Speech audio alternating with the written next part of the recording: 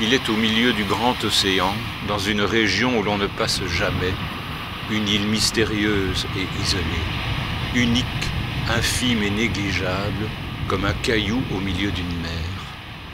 Dans cette île, tout est pour inquiéter l'imagination. Rapa Nui est le nom que lui donnent les indigènes, et rien que dans les consonances de ce nom, il y a, me semble-t-il, de la tristesse, de la sauvagerie et de la nuit.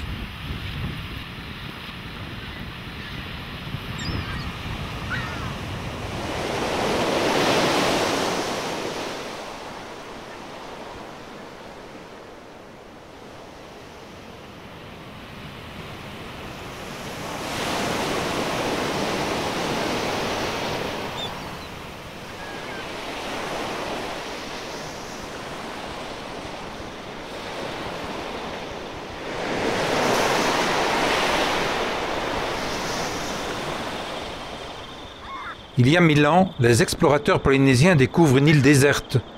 Ils y développent la plus étonnante des civilisations. Il y a 125 ans, le Chili annexe cette île habitée et veut en faire un musée dépeuplé et rentable.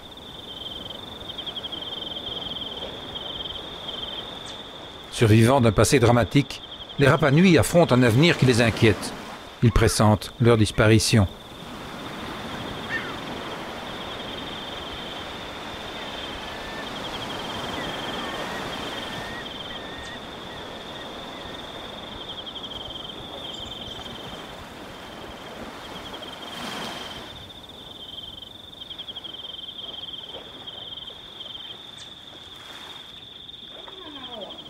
Chez les Rapa Nui existe un rêve récurrent, une quête digne du Saint Graal, récupérer le crâne de Otumatua, leur premier roi.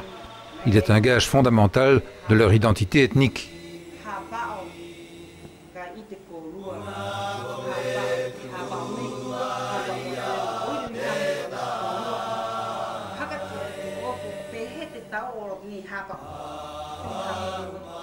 Confié en 1964 à un archéologue français, ce crâne n'est jamais revenu. L'histoire du crâne de Otumatua, elle a fait couler beaucoup d'encre parce que on a dit que ce crâne était gravé, autrement on a dit qu'il était plus gros que d'autres mais sans gravure, qu'il avait été offert à un scientifique du musée des sciences naturelles. On ne sait pas très bien à l'heure actuelle où il se trouve, peut-être très probablement en France. Otumatua, ce n'est pas spécialement un homme, hein. C'est l'ancêtre par excellence. A-t-il réellement existé? On se pose la question. Parce qu'on recherche le crâne et ça, vous le savez. Et c'est l'ancêtre des Pasquans. C'est l'emblème royal et qui n'aurait jamais dû quitter le nombril du monde. Señoras y señores, bienvenidos a Isla de Pascua. Este es el aeropuerto Mataveri.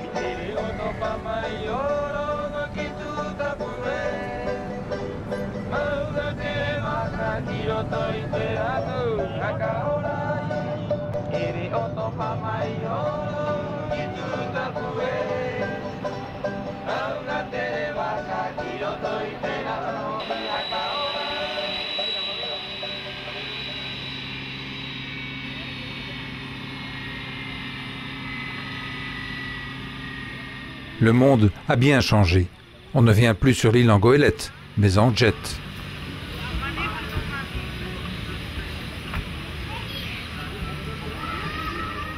Rapa Nui est pourtant le lieu le plus isolé de la planète. La population la plus isolée, l'écosystème le plus isolé. Cette singulière insularité opère une étrange alchimie. Elle modifie l'état d'âme, elle force à exister. Tout devient plus discernable, plus évident. Seul village habité, Angaroa, 6000 habitants en 2013, dépend de la 5e région du Chili, celle de Valparaiso. L'île en est séparée par 3700 km d'océan, 10 jours de bateau ou 5 heures de vol, et un gouffre d'incompréhension culturelle. La modernidad ha sido como un balde de agua. Acá no necesitamos 10 canales de televisión.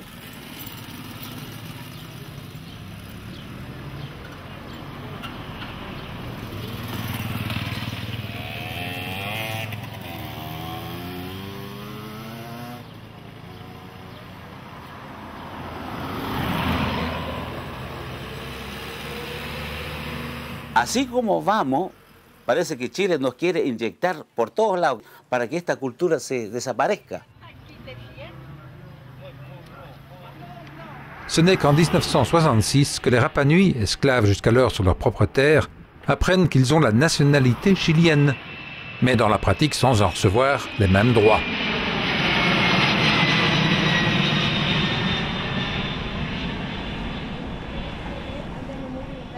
Envahis de tous côtés, les Rapa Nui ne sont pas dupes et ils le font savoir. Putain, tu n'as rien foutu à écrire sur notre maille. C'est notre ancêtre, ça.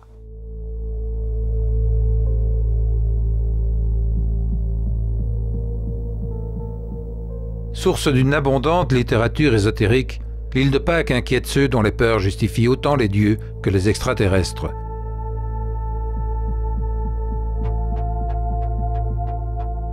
Pourtant, il n'y a point de mystère ici, juste quelques équations à résoudre. D'où venait-il? Comment ont-ils fait?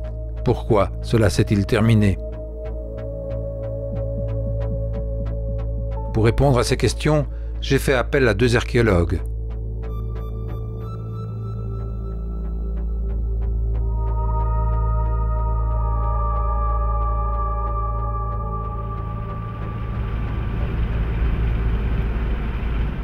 D'où venait-il? Les Rapa Nui se rattachent aux grandes migrations polynésiennes.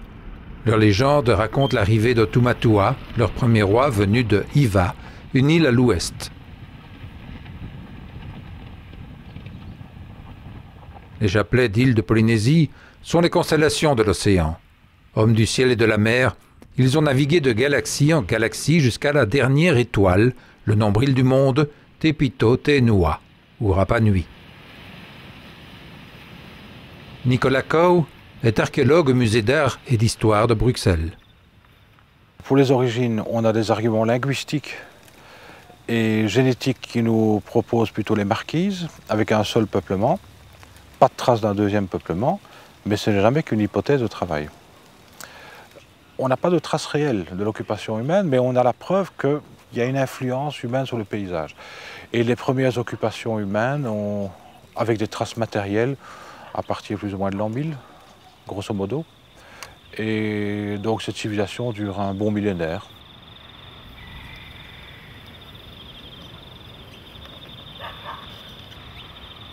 La question ensuite devient « Comment ont-ils pu vivre 1000 ans isolés de tout ?» Voilà le vrai mystère. Une obstination humaine, une volonté féroce de vouloir survivre à tout prix. Pour cette question, je rencontre Sonia Aoa, une archéologue d'origine Rapa Nui. Al principio es una isla totalmente forestada, con muchas aves, con muchos árboles, y seguramente su población ellos fueron usando por necesidad, y a medida que iba pasando, y el aislamiento se le fue terminando todo lo que es vegetación, todo lo que es árboles. La piedra era el material que tenían para sobrevivir. Eso es, nada más que eso. Pero es lo que les sirve para la alimentación, para protegerse, para comer. Cuando uno entiende eso, es fácil entender a los moai. Es fácil entender los transportes de moai.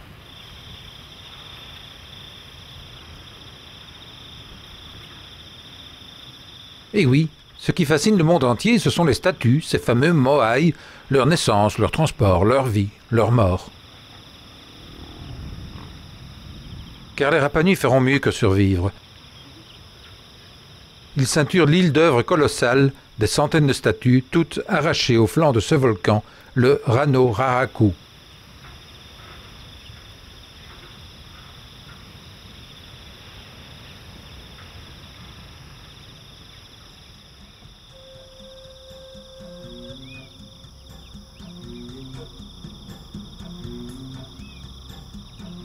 C'est la carrière des Moai, une plantation de géants aveugles et dédaigneux, une armée pétrifiée en une terrible garde silencieuse.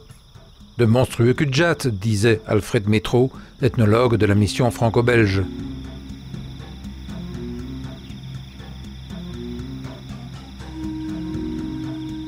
Travail inconcevable, compulsif, irrationnel. Près de 900 statues au total, une moitié érigée le long des côtes, l'autre plantée ici, sans avenir. Le chantier a été condamné, l'usine a fermé ses portes.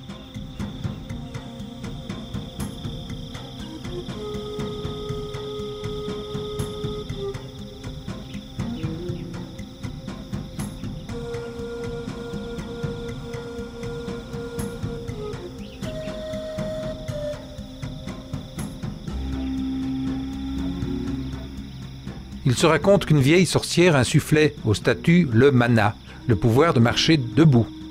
Mais les ouvriers oublièrent de nourrir la sorcière, et de rage elle mit fin au mana, par son contraire, le tapu, que nous appelons tabou.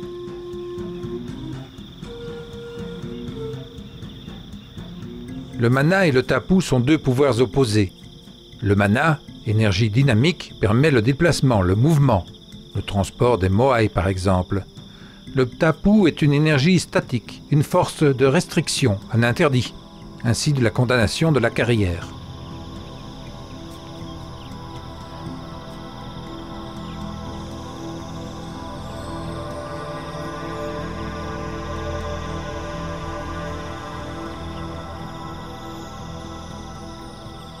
Avec 15 moai, Lau Tongariki est le plus grand site cérémonial, reconstitué, de toute la Polynésie.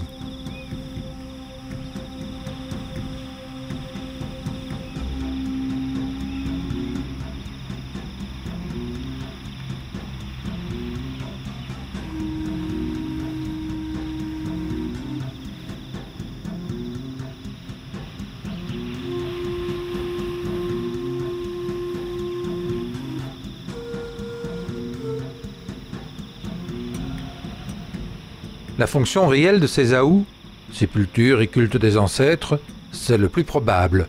On y a trouvé des ossements et des crânes gravés.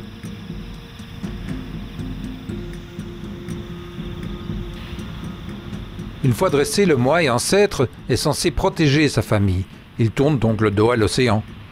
Mais quelques aous sont orientés.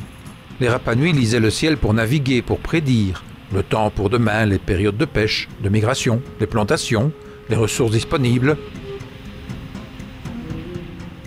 Associés aux configurations du ciel, solstice ou équinoxe, les événements terrestres pouvaient se réinterpréter.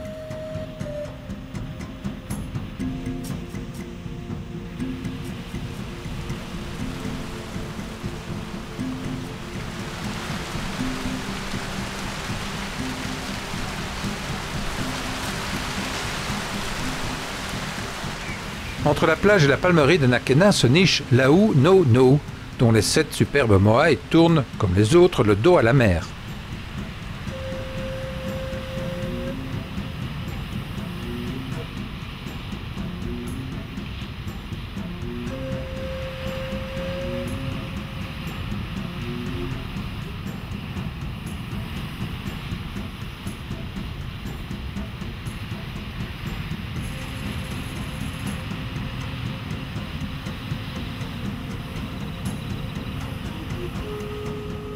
Méfions-nous cependant de la vision trop figée des aous restaurés. C'était au contraire une mise en place évolutive, dynamique. Les aous étaient bâtis et réaménagés entre générations. Les aous ne sont pas des monuments qui sont faits pour être stables et définitifs dans le temps. C'est plutôt quelque chose qui se vit. Et si on doit modifier le monument, on peut le modifier. Si on doit le recommencer, on le recommence.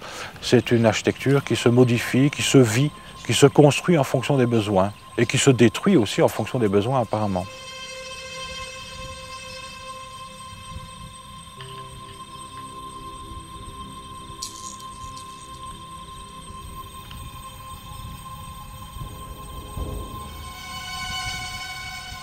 Autre aou avec cette moai, la Kivi. Il ne se trouve pas en bord de mer. Mais Pirou Keatan m'affirme qu'il est orienté sur Iva, la terre d'origine de Tumatua. Et Lau représenterait les 7 fils de ce roi mythique. Pirou connaît ses ancêtres mieux que personne.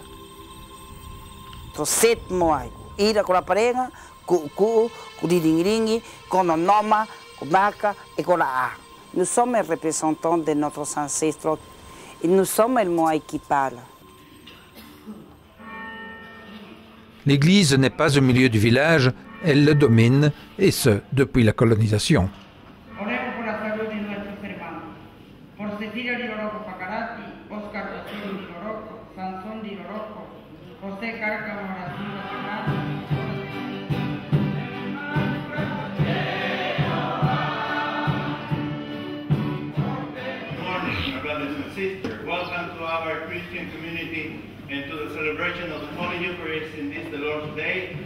Le sermon est international, mais les chants sont Rapanui. Sous ce nom se désigne aussi bien la langue, les gens et l'île de Pâques tout entière.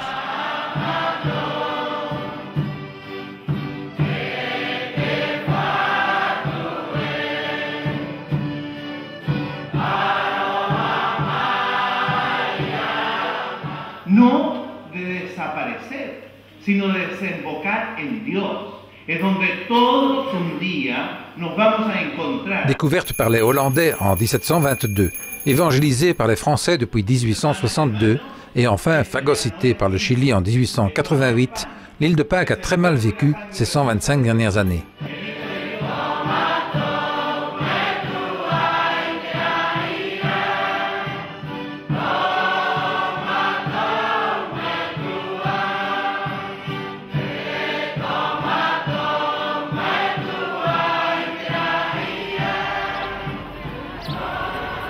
Ni le culte ni la foi ne sont ici importants, mais le fait de se réunir, de rencontrer sa parenté, ses amis, d'échanger des informations, d'être ensemble.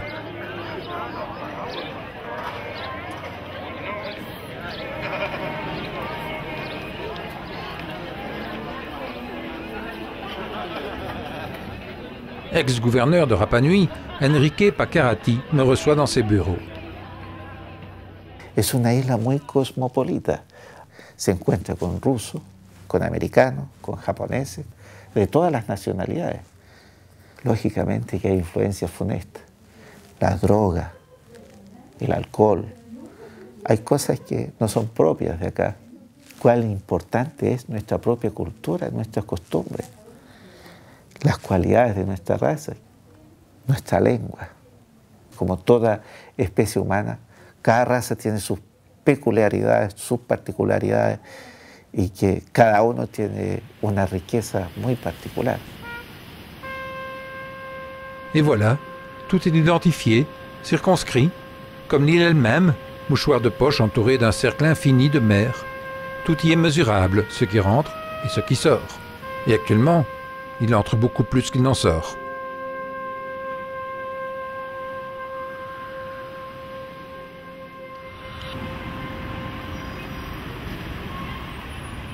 L'île de Pâques est donc sous la dépendance du Chili. En 20 ans, ce sont les chiffres de 2012, la population de l'île a plus que doublé. Première cause, l'immigration, une politique délibérée.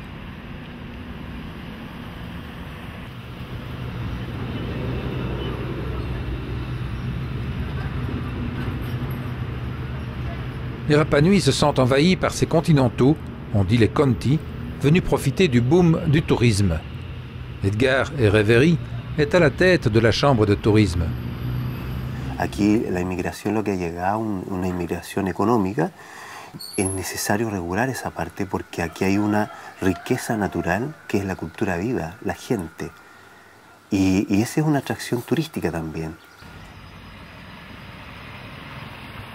Sur la rue principale, je regarde passer les radiotaxis, tous de la même marque, tous appartenant à des Chiliens.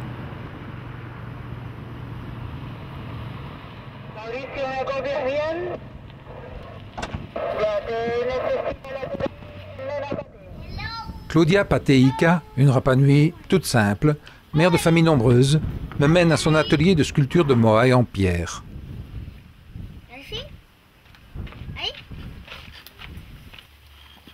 Avec sa fille aînée Angel, elle tente de vivre de sa production artisanale. Hay muchos continentales que hacen Sí, muchos. Yo conozco un Continental que hace pero de toda clase de artesanía en madera. Como que tú me estás quitando el trabajo que yo estoy haciendo y yo gano menos porque tú me lo estás quitando.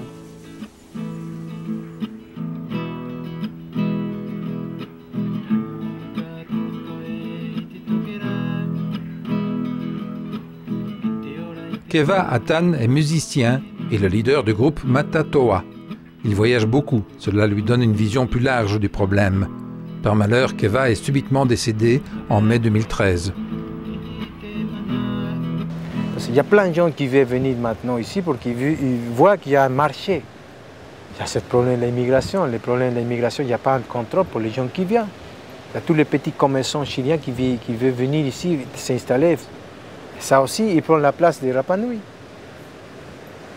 À la fin, tous les petits commerçants Rapa Nui, ils ne peuvent plus continuer. Au final, c'est négatif pour l'île. Mais il y a des craintes plus immédiates. L'île a une capacité de charge limitée en habitants. La dépasser, et c'est l'épuisement de l'eau potable.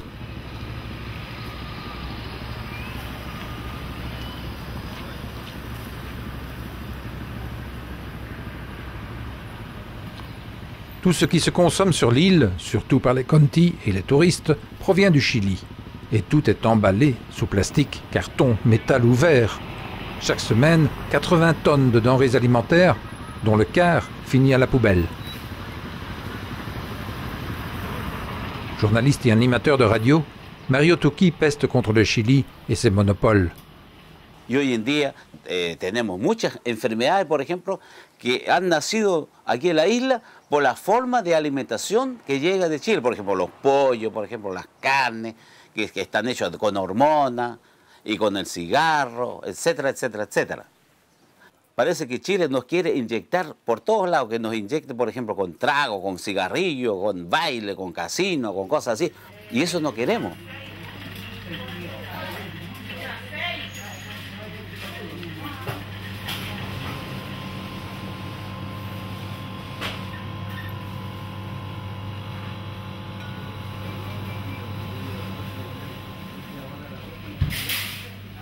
Les légumes, les poulets ou les œufs vendus ici proviennent du Chili, alors qu'on en produit sur place. Mais au contraire de l'agroalimentaire local, les importations génèrent des tonnes de détritus non compostables, dont le Chili ne veut plus.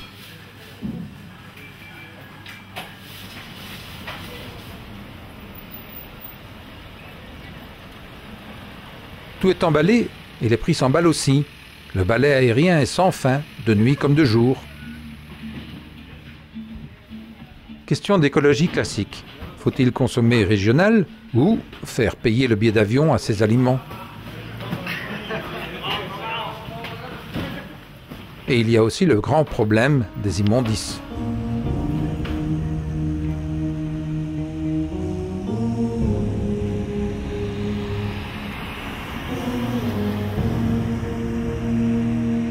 Conscience écologiste de Rapa Nui, Pirou Uke habite au bout de l'île, loin du village.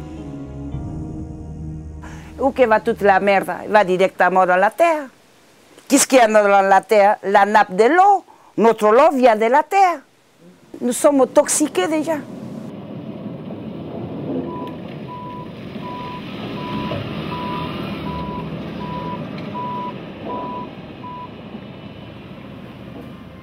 L'accumulation des déchets est une situation nouvelle, difficile à gérer, et que les Rapa Nui associent à la vie moderne.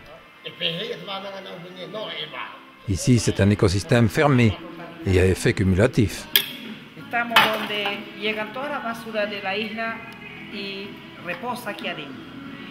Todo viene desde el continente, todos los abartaveses, todo del continente hasta Rapa Nui.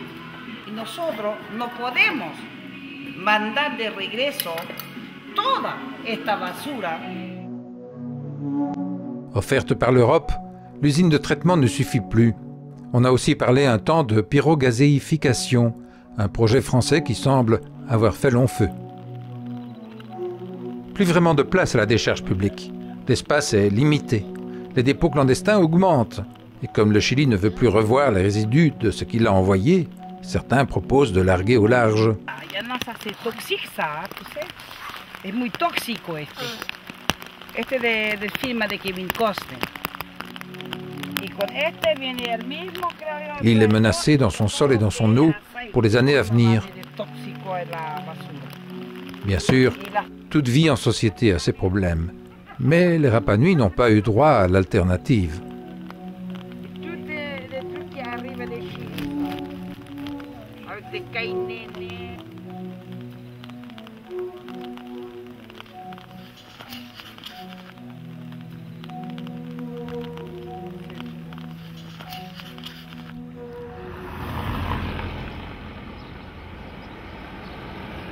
En dépit de la pollution croissante, le sol volcanique est parfaitement cultivable.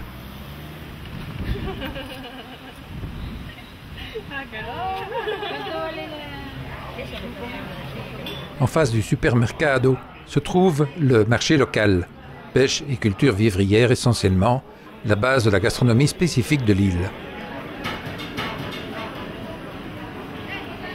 C'est un marché autochtone.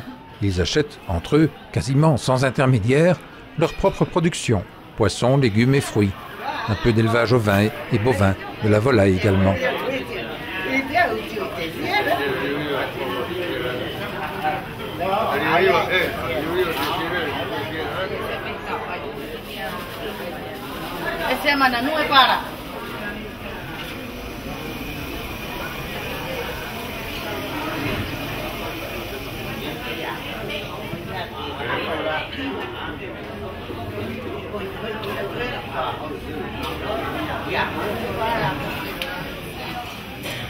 Les étals présentent une belle diversité de fruits et de légumes. Pour les Rapa Nui, le problème n'est pas de cultiver ou de pêcher, mais d'avoir l'autorisation de vendre. Et ils pourraient même exporter, si cela ne leur était souvent interdit. Fragilisée par sa taille et son isolement, l'île subit un protectionnisme intranational à sens unique, une mise en quarantaine permanente. Ainsi, on peut entrer ce qu'on veut d'aliments sur l'île, mais il est strictement interdit d'exporter vers le Chili viande, fruits ou végétaux.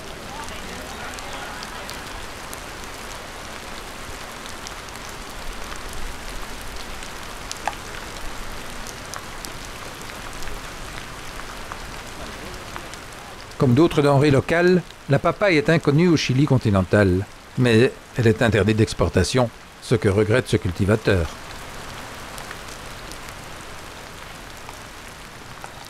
Ici, il y en a deux types de taro.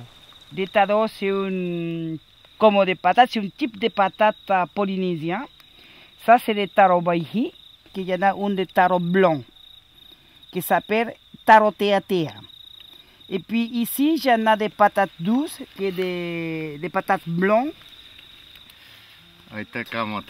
Et puis ici à côté, il y en a un autre type de taro rouge. Et puis avec des patates rouges, kumara mea mea. Les Rapa Nui sont fiers de pratiquer encore les cultures traditionnelles.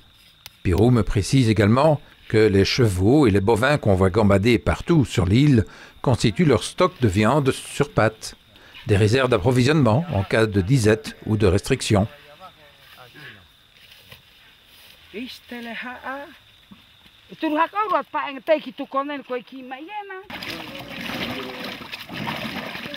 En dépit de la modernisation, les Rapa Nui s'attachent encore à vivre de pêche et d'agriculture.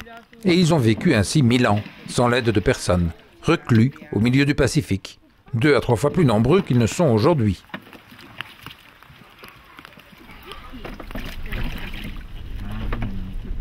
Que sait-on de leur mode d'alimentation de jadis? Sonia Aoa a étudié la question.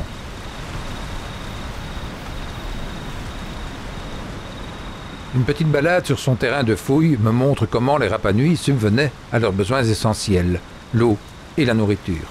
Et pour cela, un seul matériau utilisable, la pierre volcanique concassée, étalée sur le sol.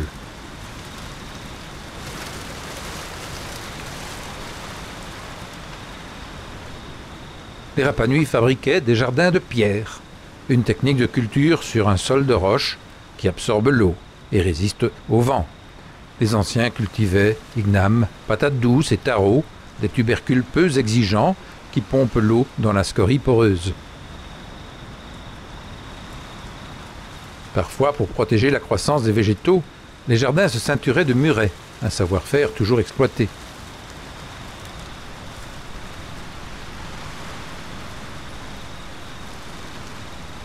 Mieux que cela, dans les effondrements naturels, les grottes ou les cavernes, les cultures trouvaient place sur des banquettes surélevées, à l'abri des tempêtes.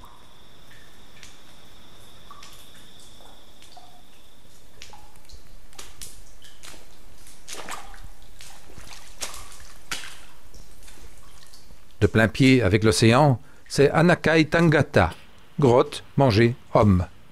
Lieu de cannibalisme ou salle de restaurant. Pour moi, cette grotte décorée devait servir de remise à quelques rares bateaux de pêcheurs.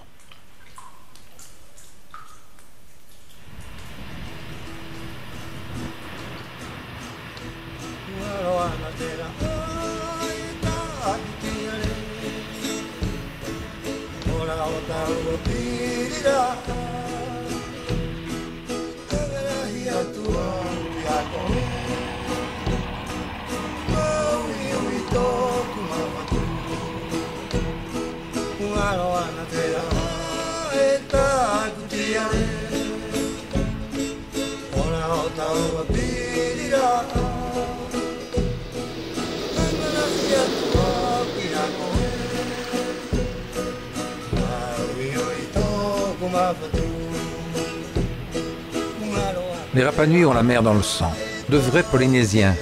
Ils savent aussi quand la pêche sera miraculeuse.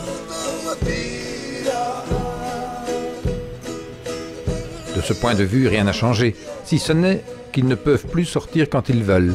Les autorisations de pêche leur viennent de la capitainerie de Valparaiso, à 3700 km d'ici.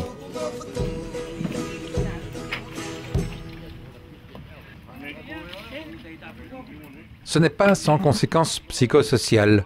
Avant, s'il y avait dispute dans le couple, l'homme s'en allait pêcher. La femme attendait anxieusement son retour. Mais maintenant, sans le permis de Valparaiso, il reste sans emploi, il l'abat ou va au café du coin se remplir de bière.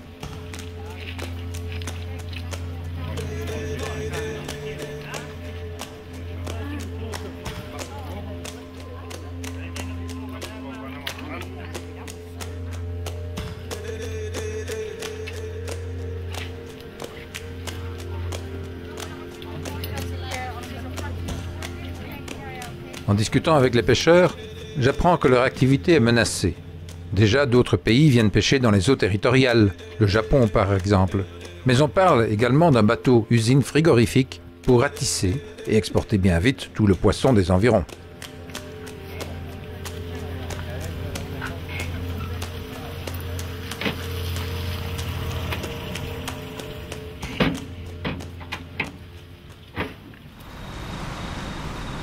C'est un fait, les Rapanui n'ont pas disparu. L'ethnie est toujours là. Pourtant, à la découverte occidentale, tous les Moaïs sont par terre, face contre sol. Même la carrière est abandonnée. On a pensé à une révolte ou à un raz-de-marée, mais on n'y pense plus.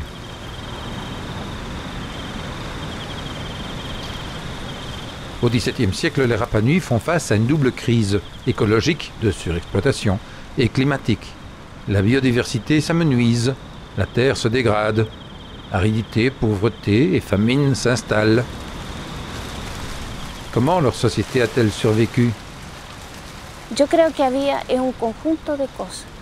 Tiene que haber habido de clima, el deterioro que sufren los suelos.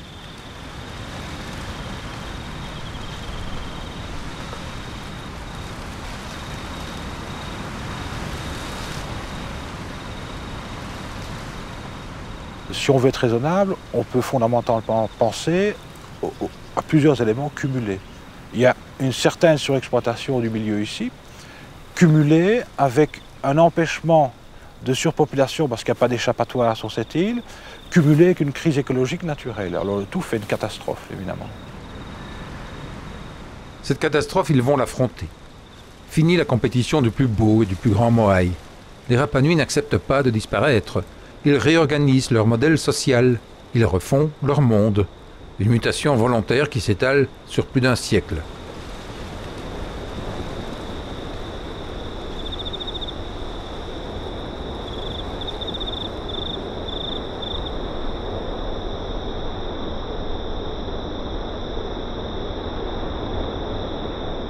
Dorénavant, il célèbre le retour printanier de Make Make, divinité de création et de fécondité, incarnée par l'hirondelle de mer. Une dangereuse compétition annuelle se passait ici, sur la lèvre du Ranokao. En bas, les Motu, lieu de nidification de l'hirondelle de mer. En ramenant à la nage le premier œuf pondu, le champion désignait son chef de clan comme homme-oiseau, tabou et intouchable, dépositaire du mana, la force nécessaire à la vie. Cet homme-oiseau devenait pour un an le représentant terrestre du dieu Make Make. D'innombrables pétroglyphes attestent de ce rite étonnant. Ce n'est pas une fin de civilisation, c'est une renégociation de la civilisation. Elle évolue sur elle-même, mais globalement, cette civilisation, lorsqu'on l'a découverte au XVIIIe siècle, était toujours là. C'est donc par l'homme dit moderne, avec ses préjugés, sa religion, ses maladies, sa colonisation, que s'anéantit la civilisation Rapa Nui. Pero aunque nos suene tan malo eso, lo ideal es que hoy día no cometamos el mismo error, ¿ya?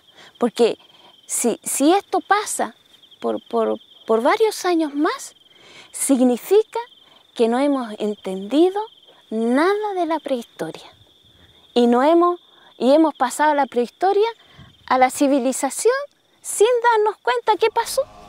Va.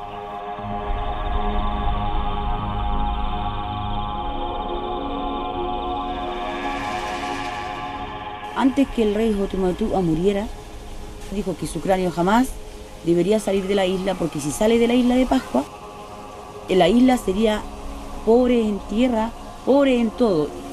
Y eso es verdad, porque esa cabeza está allá, en un museo en Francia. ¿Usted ve la riqueza que tiene Francia o no? Esa riqueza es de aquí.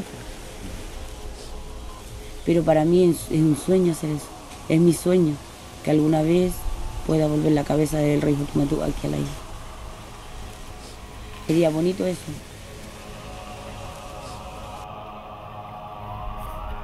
Les Rapa Nui ont développé une culture admirée maintenant du monde entier.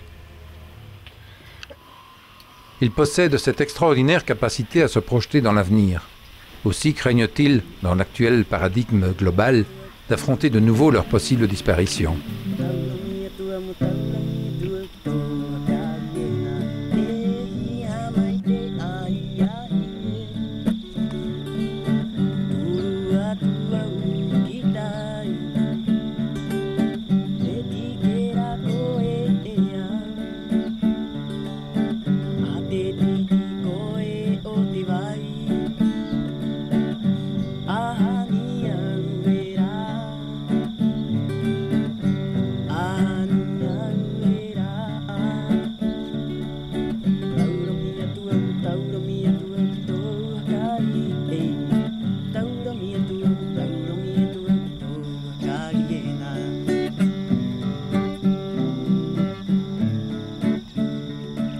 Cuando cae el sol, yo bajo a la playa, a las orillas a ver las chiquillas, porque acá hay muchos hombres, no hay muchas mujeres.